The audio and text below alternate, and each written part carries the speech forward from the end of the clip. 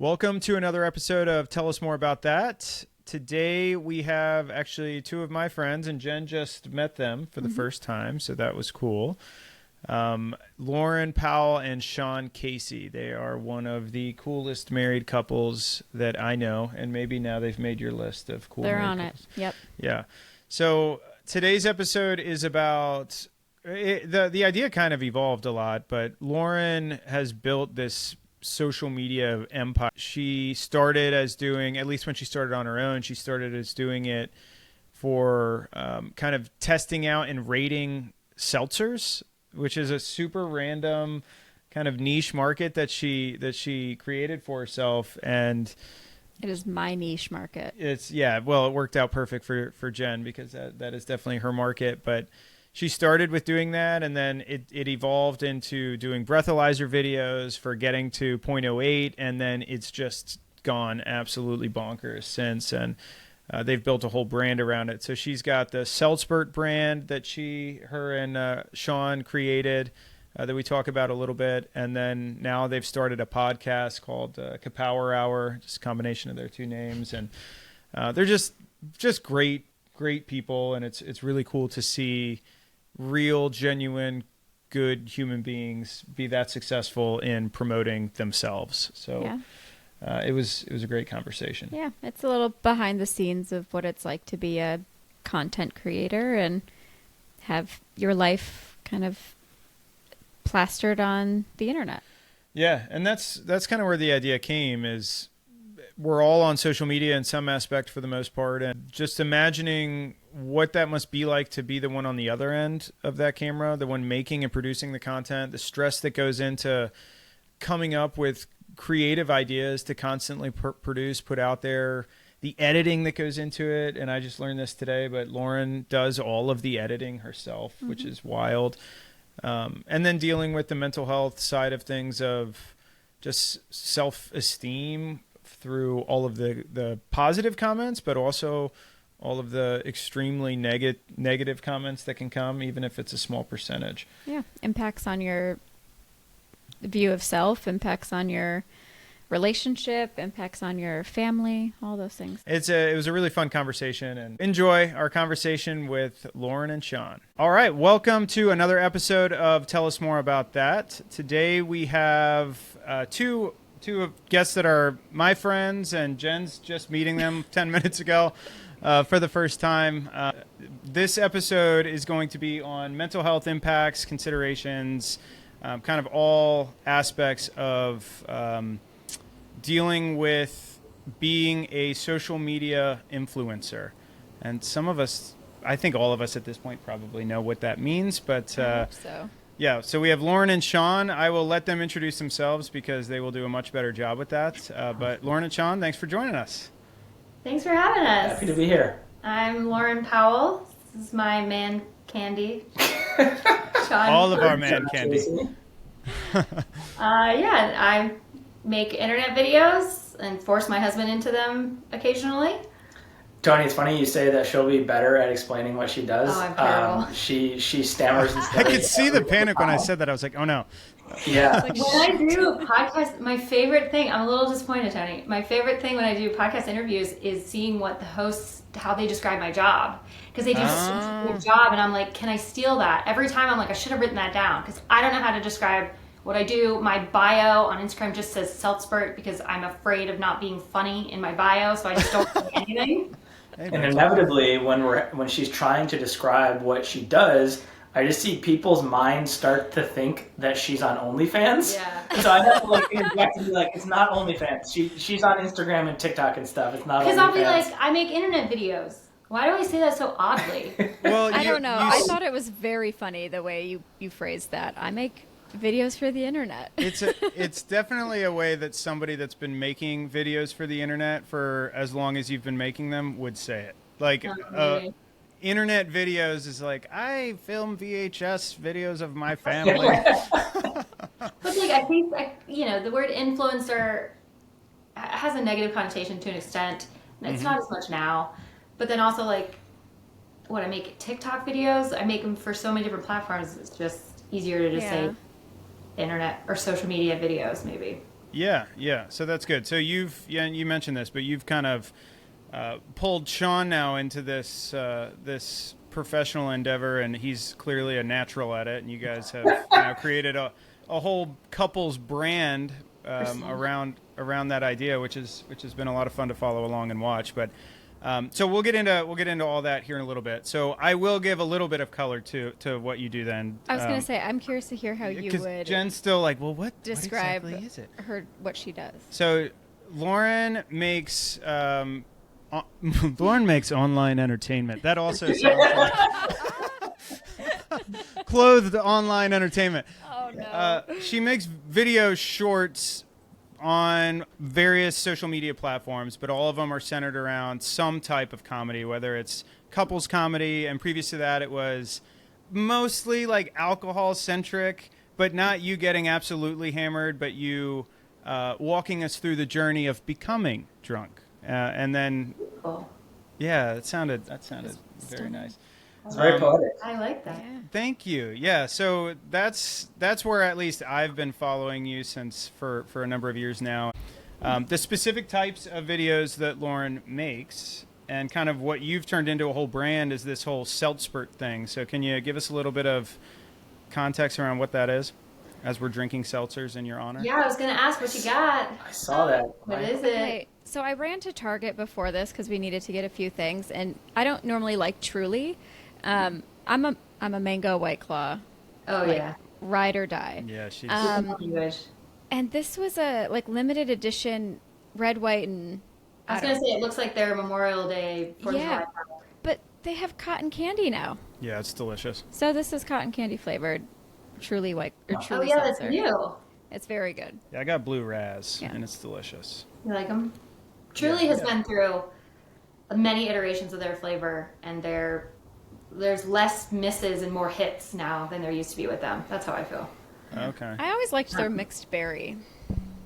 Sure. Yeah, that was a pretty solid Sure. one. So, Seltzers, can you give Yeah. us what exactly? How did that whole thing start? Yeah. Well, it was April 2020. It was the pandemic, and everybody was drinking a lot in their homes, including myself. And probably the year prior to the pandemic, I tried White Claws for the first time and loved them, and then was like, okay, hard seltzer, I'm all in. And then everyone just started coming out with new packs, and it's like some actually were god awful. And now it's a lot harder to find bad packs. They've really figured out how to make the flavors taste good. But back then it was like, there's so many different packs, you don't want to waste your money because there's probably only like one or two good packs in the whole bunch. So pandemic hit, we were like, let's just go. I'm going to go buy every hard seltzer pack I can find at Total Wine. And like whatever they had. And I think at the time, maybe I got 10 different brands. Maybe, I don't know what the math was, but the first video I ever did reviewing as many seltzers as I could was like 30. I ranked 32 seltzers in one video. Oh my god. Yeah, so I was ranking 32 seltzers. Shawn, were you in the video? I don't know, maybe at this point. I can't. We did a couple iterations, but I just had a notepad and I was giving all these like technical scores because you can't have round numbers when you're rating 32 seltzers. So it was like 8.7 and a quarter. And then like added up the score of the flavors of each brand to determine which brand was the elite. And that was really fun. It performed pretty well, but also I just felt like I was getting to the bottom of something. And thankfully there were new seltzers dropping like every month, new brands coming out of nowhere. So I just kept making various seltzer review videos, like compilations. And then I kind of was like, let's just do one pack at a time. And I honestly didn't even know. I think you got a shirt made for me that said Seltzers on it for Christmas that year, 2020. Mm-hmm. And I wore it in a video. Shawn's brainchild. No, it's my word. She came up with the words. She's Whoa, like, whoa, whoa, whoa. Hold on. Bump the brakes. I said in a video once as a joke. She's like, yeah, I'm a seltzer expert. What was it? Yeah. Like, seltzer expert. A seltzpert. Yeah. And so then he made a shirt out of it. I wore it in a video, and everyone was like, how do we buy that shirt? And I was like, oh, okay. Everyone else thinks they're seltzperts too because they're trying all these different seltzers along with me. And that was where I was like, oh, all right. I thought I was just the seltzpert, but it's like No, we're like created a movement. a community of Seltzers. Yeah. You're raising other Seltzers. Yeah. Yeah. First Mother of ones. Seltzers. Your firstborns, yeah. Mother dragons, mother Seltzers. So Yeah, we that's have kind of. Our Oh, friend's go ahead, dad Shawn. is a trademark lawyer, so we filed a trademark for it, and Yeah. I have an e-commerce background, so we built a shop and put Seltzbird on a bunch of clothes, and People bought them. it took off. Yeah. Oh my god. That's just nuts. That's amazing. Okay, so and this is where you guys have a kind of a unique setup going on because Loryn, your focus has always been on this, the entertainment side, and Shawn, you've had more of a traditional track. Is that fair? You have an MBA and you work in. I have a real job. Yeah. Have a real job. So She does what? not like to hear that. But yes, I have a more traditional, job. Well, my fake job bought this house. Hell yeah. Well, that's not what I meant, actually. Yeah. I wasn't saying yours isn't real, of course. No. I was kidding. Yeah. The money's real. The money's very real. Yeah.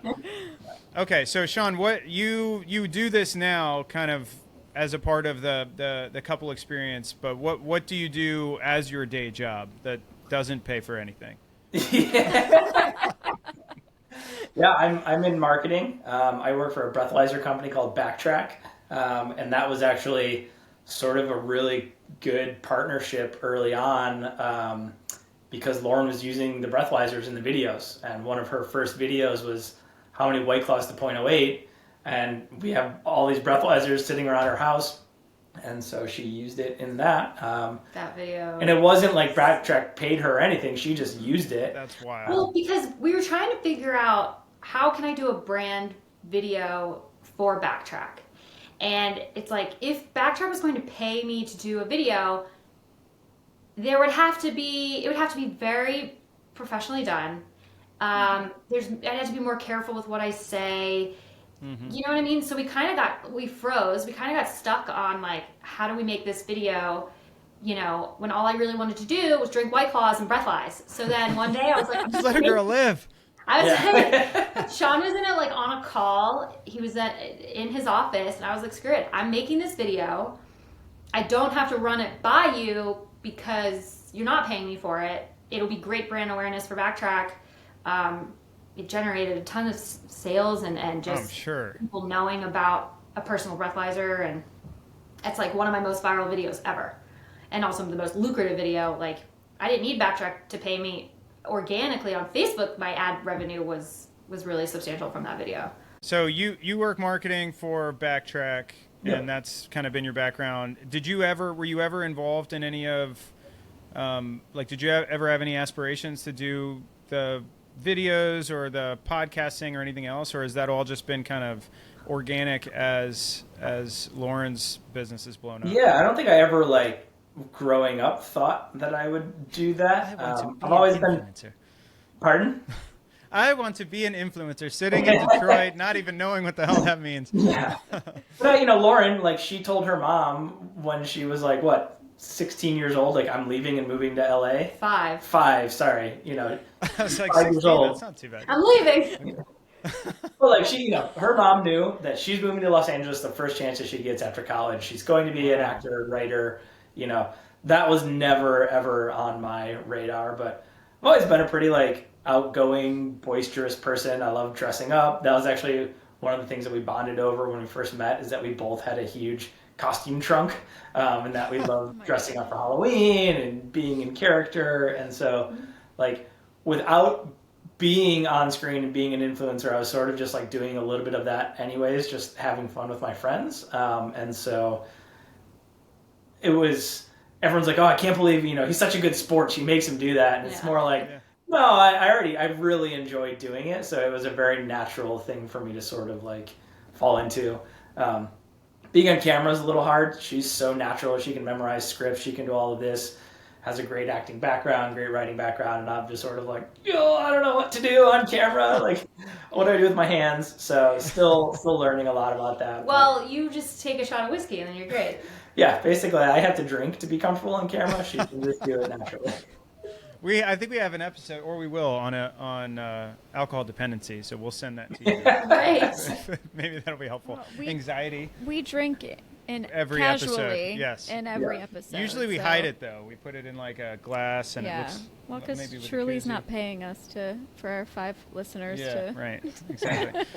Okay. Cool. So- Really yeah. quickly, is Shawn and Loryn? This is the Shawn that wore like a bromper. Yeah, so that's where I was. That's where You're I was going about there to too? say. Oh, okay. Yeah. So Shawn, you're the reason why I have like 12 pairs of Chubbies now, and my go-to short length is at least a maximum 5-inch inside. Yeah, that's the way to go. That even feels like Jinkos now Yeah, at this point. yeah.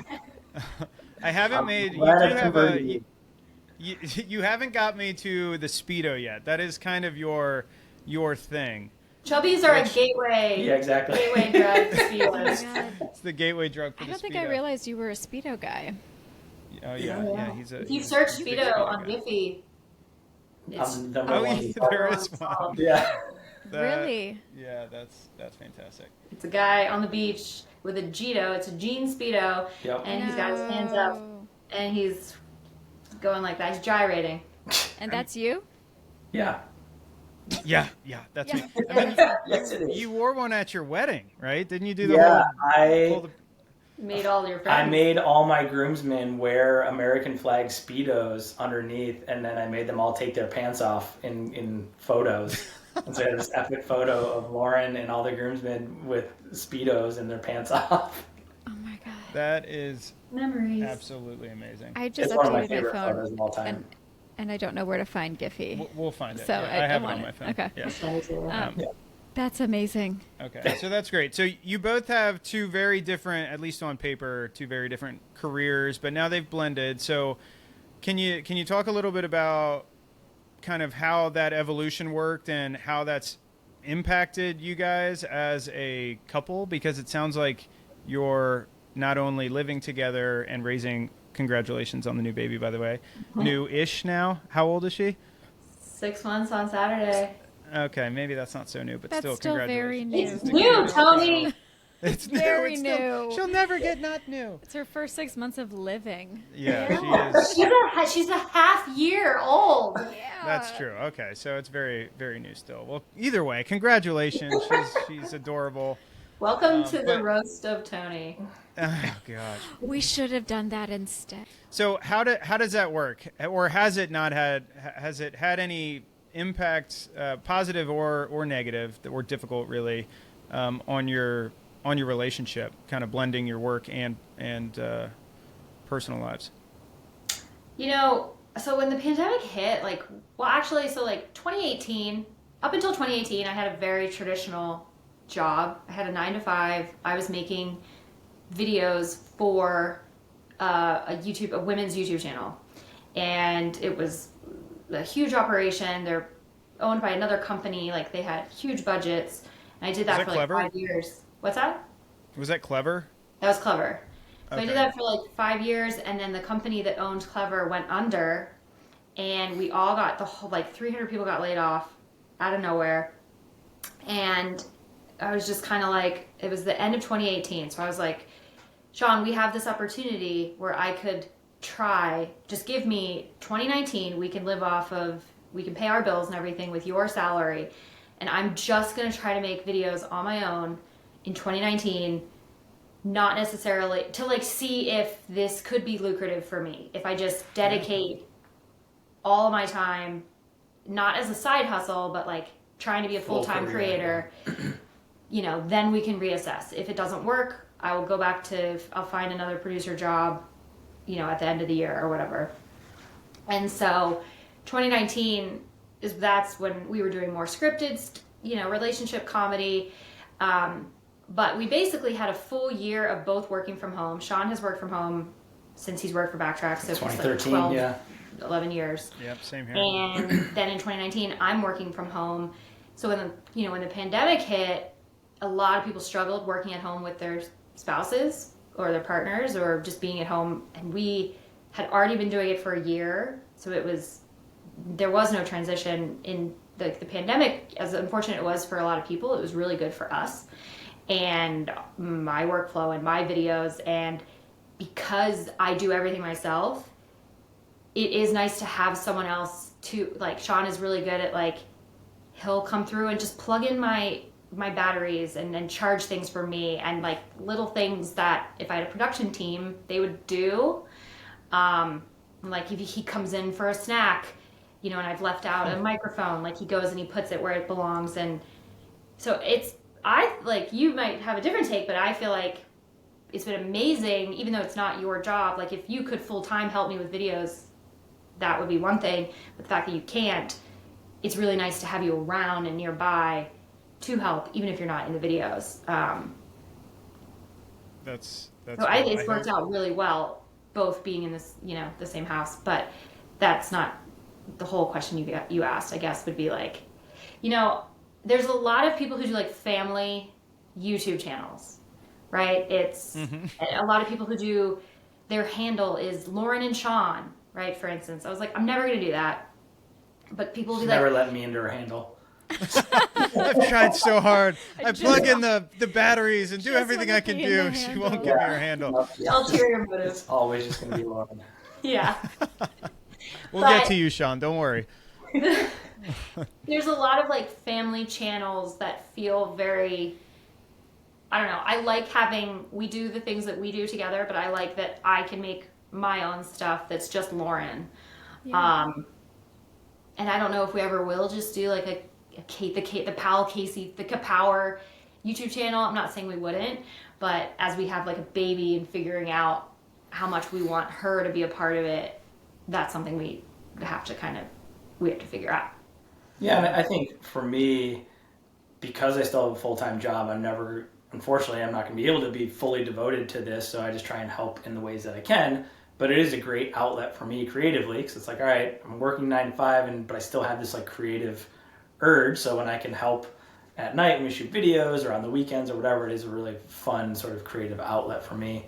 I think the one thing that sort of like we did have to set boundaries, right? Because Loryn's like, okay, I'm devoting all of my time to being a creator, you know. So she has all these ideas. She wants to shoot videos, and you know, at the beginning it was like, hey, can you come film? Can you, you know? And it was like, and I'm like, Loryn, like pretend that I'm driving to an office and I'm not available to you, because like, you know, that, because like, yeah, we're both here. Let's just go do it. But it's like I still have to, you know, maintain my job. So you're way better now. That was just real at the very beginning. Was like we really need to sort of like, what does our time together look like, and what does, you know, my time at my job look like? So now it's very clear, and like my boss knows that I'll take an hour or two every now and then during the week if that's the time that we need to shoot that. And he's just happy too, because most of the time breathalyzers are involved somehow in the videos, and it's just free exposure for Backtrack. So he's very understanding on that. But yeah, I do try and keep a pretty like rigid, this is my time for Backtrack, this is my time for Kapow Productions.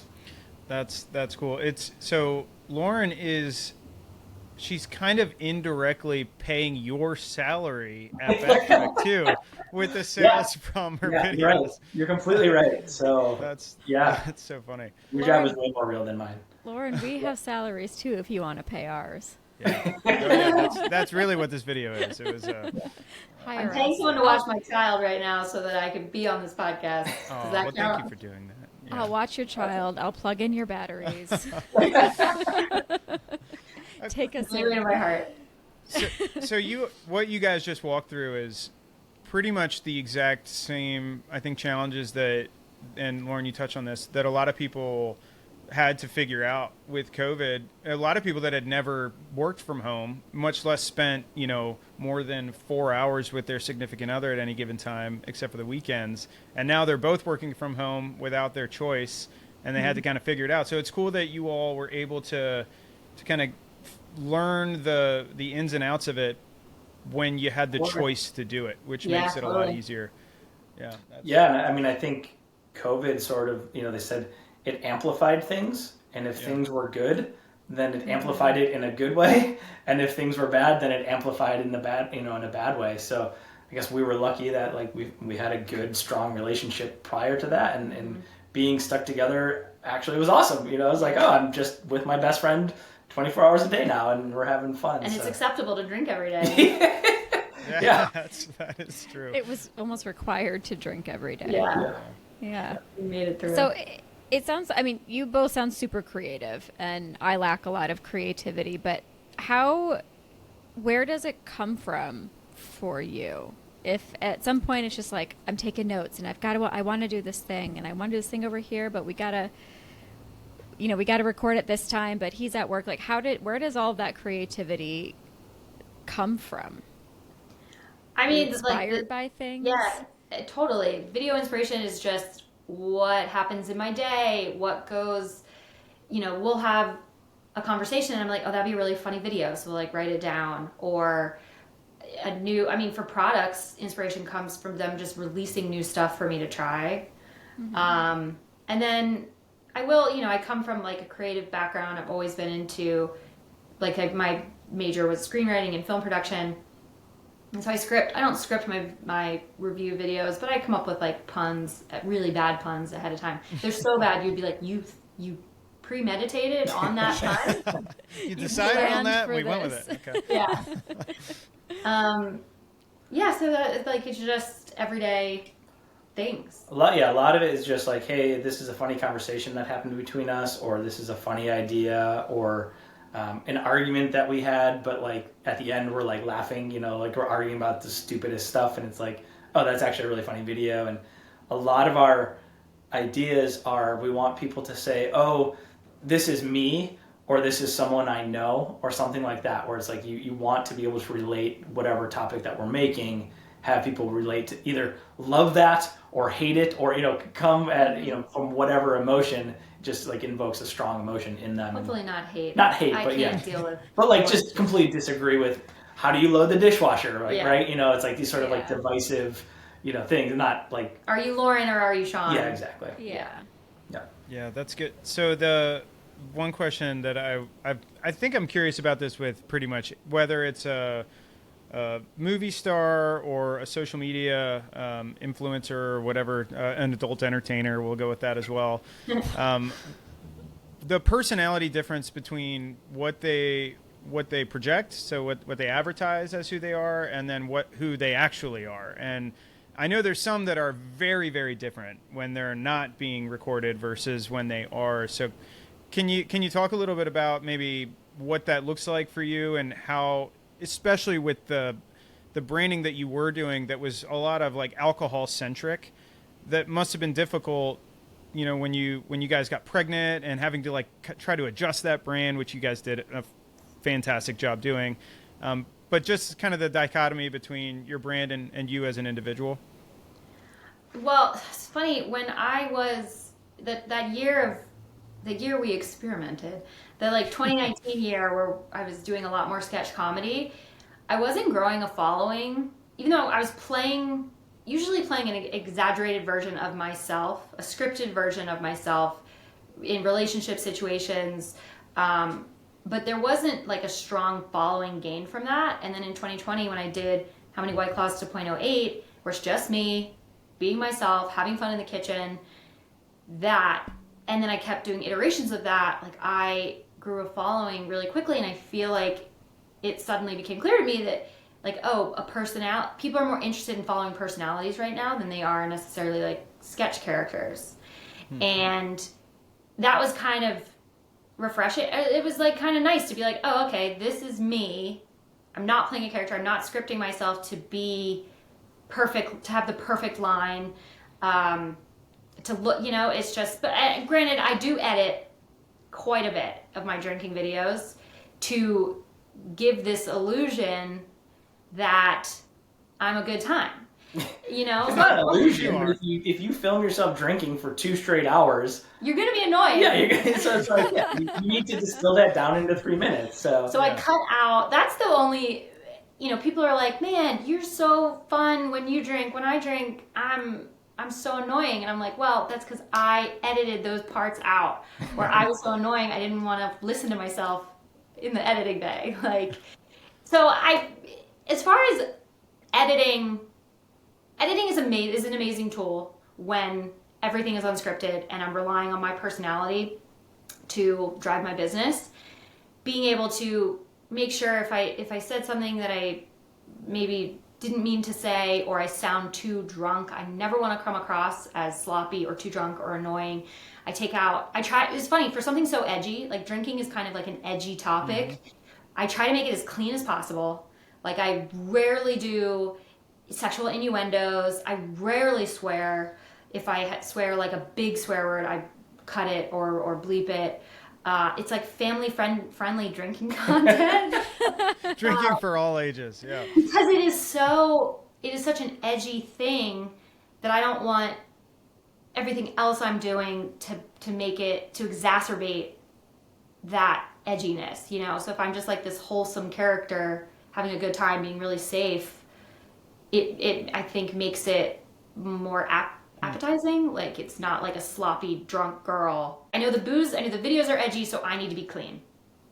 Yeah, it makes it more approachable. Yeah. Yeah, I think that's a really good point about, you know, a lot of the people on the comments are just like, oh, I wish we could hang out together. Like, it seems like you're just one of our friends. And so it is this very, like, and, you know, this isn't an act. Like, Loryn is just drinking and having fun. So there's no, you know, yes, she's editing it, but, like, your personality is still coming through. And I think that is how you've been so successful, is that it's very relatable. You know, it's like, I'm sitting in my kitchen drinking, or, you know, I'm with my kid, you know, whatever. And it's like, oh yeah, your followers are just versions of you who want to hang out with you. Yeah. We had a really funny story in San Diego. We were out with some friends and we were coming back, and this woman runs up to us and is like, Loryn! And she like goes to give Loryn a hug, and Loryn just sort of like froze, and the woman stopped and she's like, oh my God, I can't believe I almost just touched you. Like, I forget that we actually have never met, you know, but like, she feels that, you know, she wanted to give Loryn this big hug. Nice. She was so nice, but it was just like, she's like, and she realized, she's like, oh yeah, I just think of us as best friends. I know so much about you. I watch this, you know, and then she's like, can I hug you? And then they did, but it was just such a funny realization. Like, oh, I'm actually not best friends with you, but like, I feel like I am, you know? People feel like they're like FaceTiming with their friend. Yeah. Yeah. And it goes both ways, honestly. Like, I have to, when dealing with comments, you know, people comment harsh things and I would take it personally.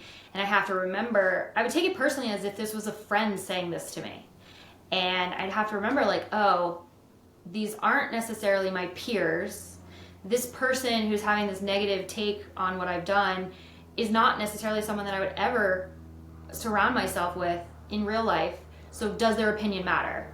To like take a step back and be like, it feels like we're all friends. It feels like all my followers are my friends and these commenters are our peers. But I have to like separate that and for my sanity. So it goes both ways. It's a good point too that I wanted to talk to you guys about, because I'm sure that's a big part of what you deal with is people projecting their opinions onto you that you didn't ask for them, both good and bad, which I'm sure has pros and cons. But I feel like it's impossible, and we even talked about this when we watched the Tom Brady roast. Mm-hmm. Like some of them were so funny. I mean, they were hilarious.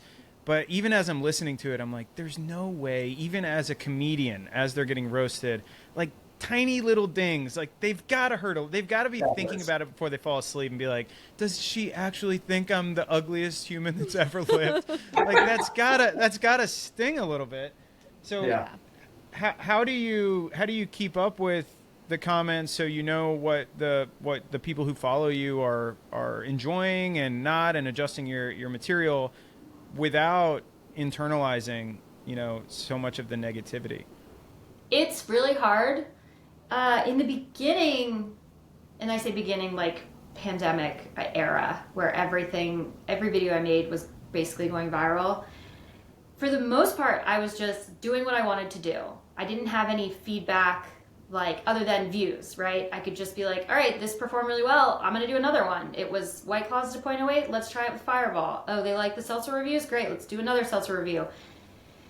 You know, that was kind of amazing because I didn't have anybody in my head. I didn't have these little comments being like, you know, well, like, she's sloppy, she's faking it, whatever the comments were back then, where they get in your head, and a lot of this gets cut out, but a lot in my videos, I will like defend myself over a comment I think I'm going to receive, and I end up editing it out, but it's like cathartic to say it on camera.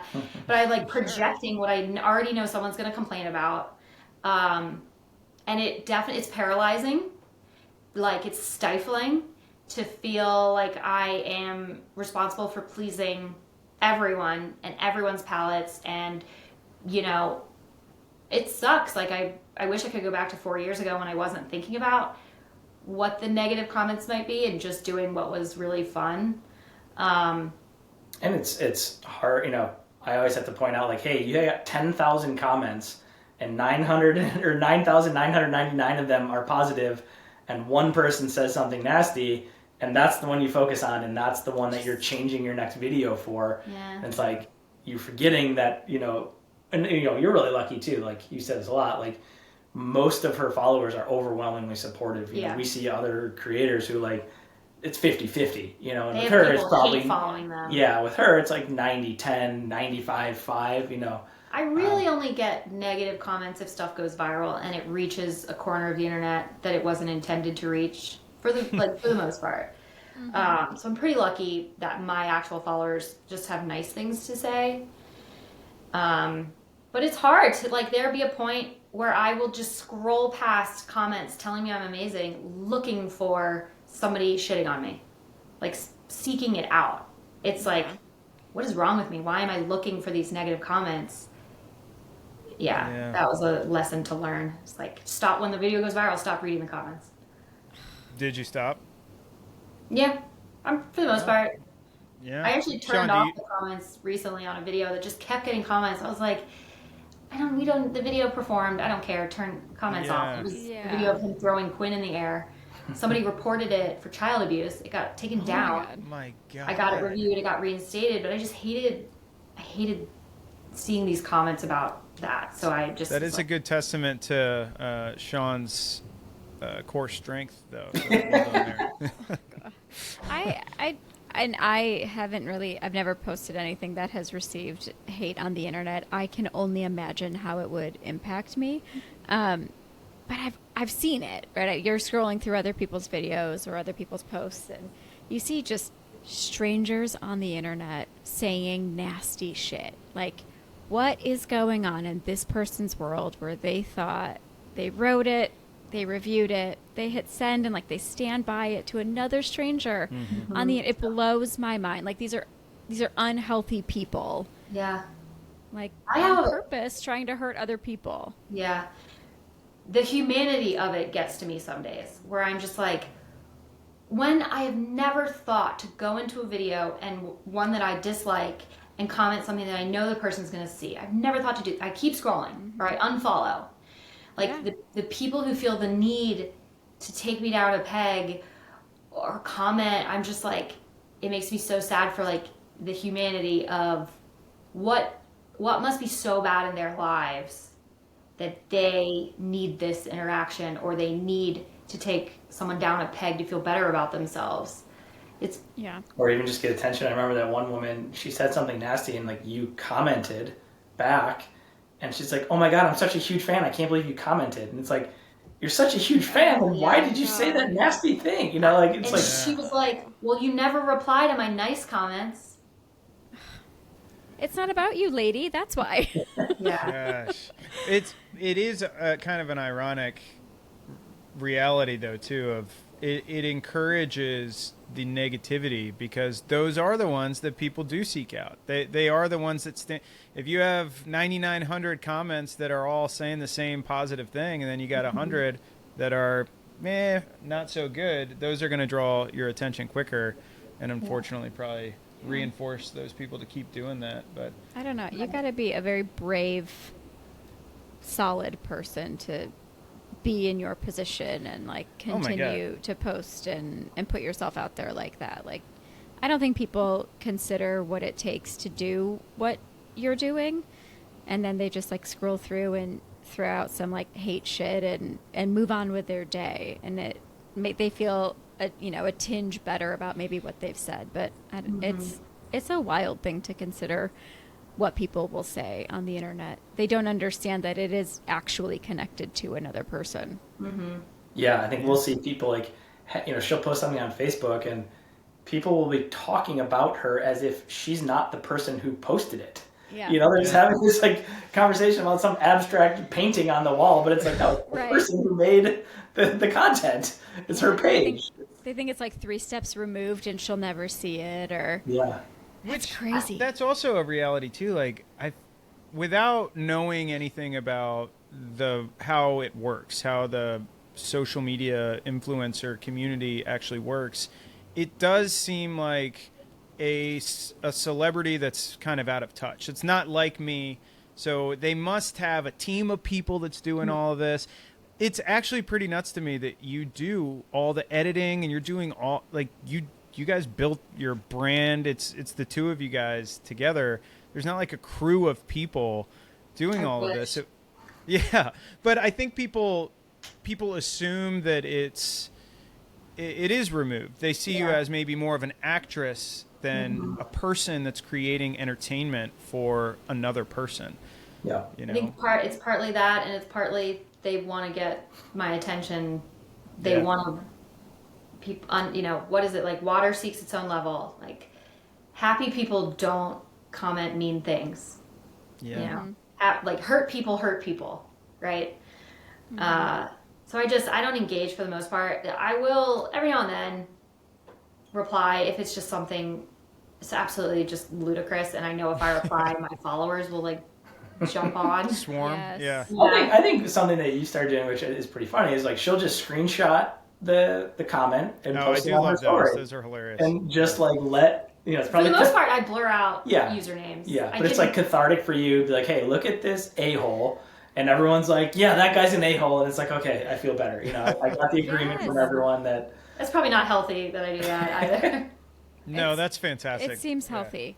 Well, because you don't always have to be like the bigger person. Just because you are this, famous internet celebrity.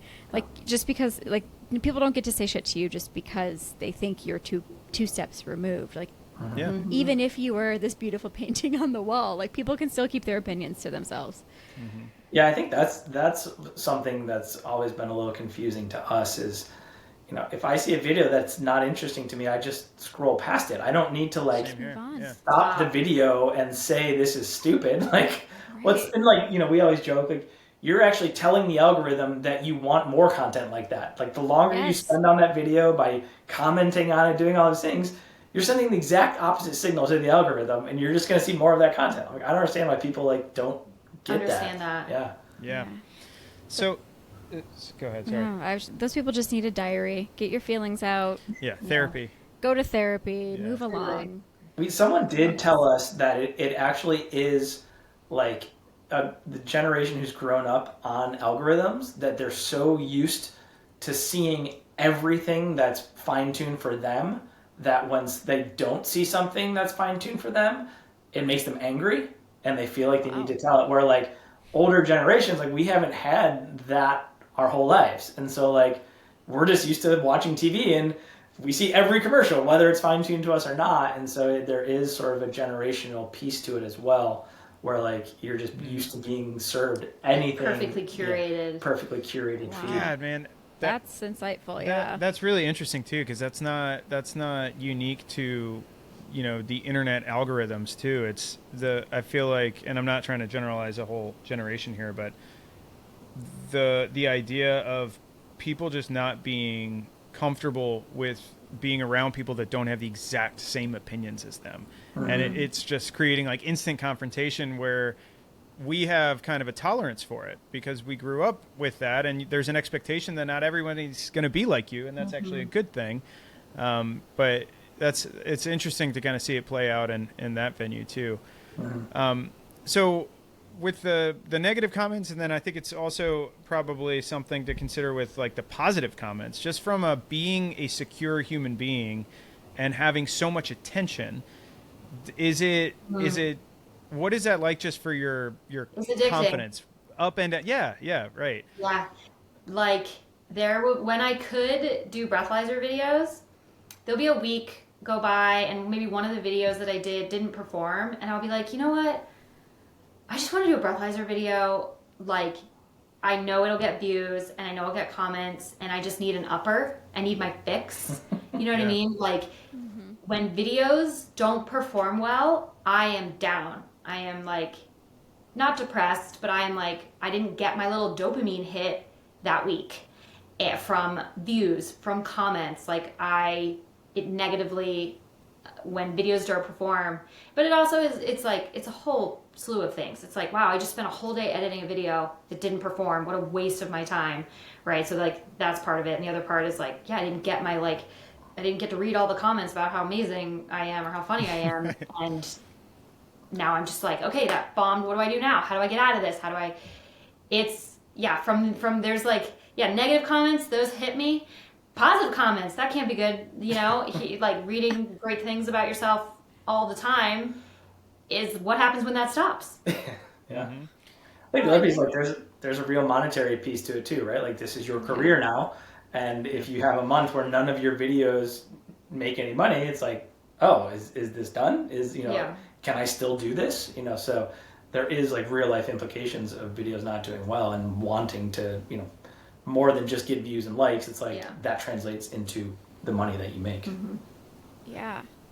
Well, and you show up authentically, right? Maybe sometimes a cleaner version of yourself. Sometimes you edit out some of the other stuff, but like you show up as yourself. And so when it doesn't hit, it's like, well, what the hell?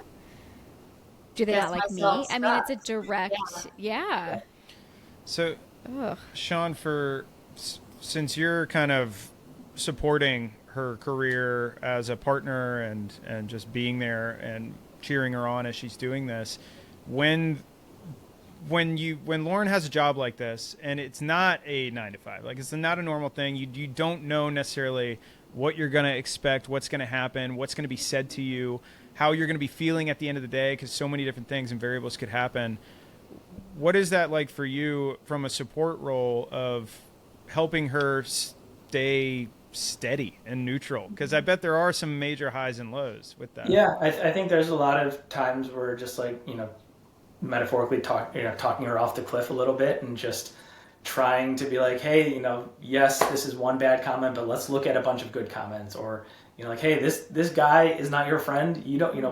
Why do we care about him? So it's a lot of just sort of trying to refocus on the good stuff. Or you come in and you'll see me scrolling and you'd be like, are you reading negative are you replying to negative comments? Yeah. I'd be like, yeah. And so then I'll no, yes. Yeah. She deletes. But, I think for me it's a lot. Sorry, Jen, go ahead. I was going to say she's like deleting all the negative. Yeah. She was going to talk back. Yeah.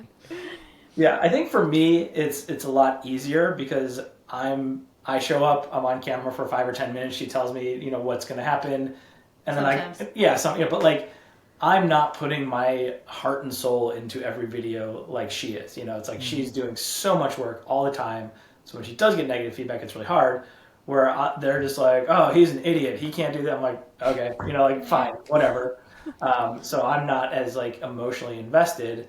So it's easier for me to like sort of try and like not shield her, but point her in the right direction and like redirect towards some of the positive stuff. Well, you guys also live like a very full life outside of the internet, so I can imagine it impacts what you're doing for the rest of the day, or just plans that you have and how you exist as a normal off the internet couple and family. Yeah. How does the Loryn, for you, the guardrails of time on your phone? Jen and I talk about this all the time, and we don't do this for our jobs, but the amount of hours a day we spend on social media is terrifying. So for you, like if I'm waking up and I'm checking Instagram and LinkedIn and whatever else I'm getting onto, and then I'm in bed and I'm doing it before I fall asleep, There's only 2 times? That's it for you? Just no, there's a few times in between. Tony will be driving and checking LinkedIn. I will. LinkedIn specifically. And that's because my job is associated with LinkedIn. So it's a lot of that. But in that same respect, for you, if your job is everything that's online and all these videos that you're putting out there and monitoring them and keeping track and tabs, like how do you not go for like the addiction of grabbing your phone and just constantly seeking that the I don't. confirmation? You I just do. don't? I'm Oh, you constantly do. like, I check it, like, I don't check his phone, but I'm like, oh man, I need a you got a notification? What is it? You know, like, Give me a I bump. was Give me a like, bump. Yeah. yeah. I will like look over and his watch will be lighting up, and I'm like, this has nothing to do with me, but I feel like it's just a little hit, a little notification engagement hit. But I think at the same time, yes, you are on your phone a lot, but like when you have to edit something, her phone is off or turned over and she's editing for 8 hours straight and getting it done. So like you don't let that affect your ability to make videos. No. I actually think, and this is something I'm discovering now, the more I watch social media, because everyone is making videos now, everyone has gone viral once, like it's so oversaturated that I feel like the more time I spend on Instagram and TikTok seeing what someone has already done, the more creatively stifled I feel, because I'm like, well, that's already been done. That's already been done. I can't do this. Like, it actually is like toxic for me. And I can say that out loud, but I probably won't stop. But like, the more time I spend, the worse I feel about making videos. Shawn, you just said something that I want to dig a little bit deep. You said Loryn does a good job of turning off her phone when she's working, so when she's editing. Where I could envision maybe some challenges would be when you're not editing. So when you guys are just living your lives, when you're making dinner, when you're watching a movie or whatever else. Is that a struggle of boundaries of disconnecting and just like being present in the moment if everything that you do is online? Yeah, I think so, but it's not her content. Like you do a really good, it used to be I'm looking at all the comments, I'm looking at my own content. I think mostly when you're on your phone, it's not. It's scrolling. Yeah, it's not related to her specific content. But I've definitely, like, I feel like I'm very good at, if we are at dinner, I am not on my phone. If we're on vacation, I'm like, vacation is first. If we get a video, if we get photos, fine. But I am like, I want those experiences, and I expect the same in return. Like, if we're at dinner, you're not on your phone. Like, the only time we really run into trouble is if we're trying to watch a TV show and like one of us wants to be on our phone. And one of us wants to be on our phone. And I'll be like, okay, I'm ready to watch my TV, and I put my phone down, and then I look over and you're on your phone. And I'm like, were we starting or are we not? Yeah. I have to parent her. I'm like, do we need more phone time or do we want to watch TV time? Yeah. She's like, TV to make time. a choice. I'm like, I'll take your phone. Okay. You do take my phone sometimes. That's good. I do that every now and then. It's actually gotten, because Quinn now is like, oh yeah, we never show her our phone, we never show her our watch, but like she's obsessed with those, and so we have to like actively keep them away from her. And so I think that's, at least for me, helped me. And like, when I'm with her in the room, I don't want to be on my phone when I'm watching the baby and playing with her. Breaks that habit of, oh, I have a moment free, let me scroll on my phone. If you could, we can close it out on this, but if Loryn, you've been doing this for so long, if you could give yourself some advice when you started, because I'm sure you've obviously grown a lot through this and learned a lot about yourself, and what would you tell yourself that would maybe help you process this kind of career path that you've done at an earlier age? Probably there's room for everyone. Like, just because someone else, there's, not everyone is your competition. There will be room for like everyone. You don't have to like, it felt like a fight to the death. It felt like only one could win, only one could succeed. And it's like, no, there is room for everyone to succeed. Internet's a large place. Yeah. Yeah, I like that. So just kind of, you're competing with yourself type thing instead of competing with everybody else. Yeah. Yeah. And I think that's the best advice to give myself right now. Is that's what's so discouraging when I scroll through the internet and there's so many things. Is like, there's something for everyone. So there's no need to be like, well, this person did that, so now I can't. There is room for literally everyone to have success. And that kind of correlates with a lot of how I behaved, when I was working at Clever. When I worked at Clever, there were 10 other on-screen female talent that I was like fighting I wanted to be on-screen talent, you know? So I think like having this mentality that like there's a time and a place for everyone to have their moment. I think would have helped me in my 20s. Yeah, that's good.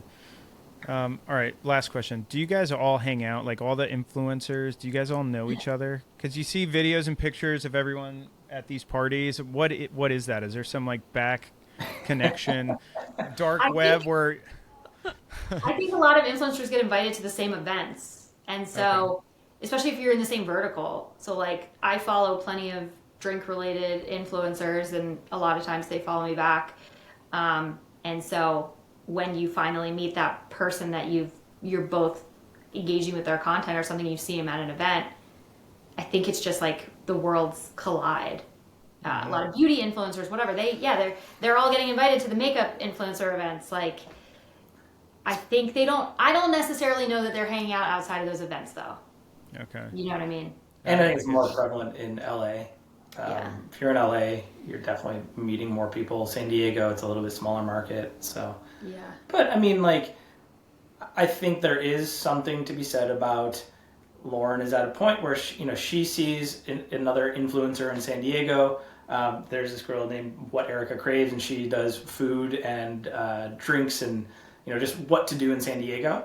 And Loryn reached out to her, and like they're kind of friends now, and they go back and forth. And so we've never met in real life, but like they're friends. But like if you had an opportunity to hang out with her and go to an event, like you would. Sure. And there's this girl. Her name is Nikki Unplugged. She's this big, like she's got a huge Boston accent. She's like a mom. Anyway, she will send me voice message. Like she's got a huge following, and she will send me voice messages on Instagram. So I think there's a lot of conversations like going on behind the scenes. Even if influencers aren't hanging out in real life, they are talking to each other in DMs and like being internet friends. Yeah, I think there's like a mutual respect and just like, hey, I respect and I like the content that you're making, and I'm constantly trying to get her to reach out to people to like, for ideas, for partnerships. She like will not do it. So I don't it's a fear of rejection. So, but then like when someone does it to you, you're happy to talk to them. So that's why wouldn't they be happy to talk to you if you reached out to them? We gotta go.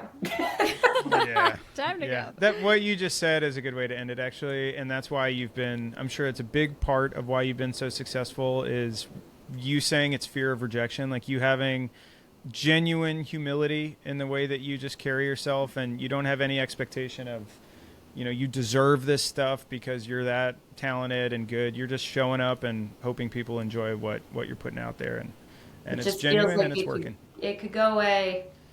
Nothing is guaranteed, nothing is constant. Like anything could go away at any second. So I'm just fighting, working hard every day to be able to continue to do this. Well, you're crushing it. You're both crushing it. So good luck to the future of Kapower Hour and Loryn Powell. Maybe someday Loryn Powell with Shawn Casey. I don't know. It's an idea. It's possible. But yeah, thanks so much for joining, guys. Did you have anything else, Jay? We could talk about this forever. Thanks for joining us on another episode of Tell Us More About That. Don't forget to subscribe on whatever platform it is that you're listening to us on, and also leave us a rating and review. If you have any topics you would like us to consider, if you have any feedback or commentary, only if it's positive, please visit www.tellusmoreaboutthat.com. Thanks again for joining in, and we will see you next time. See ya.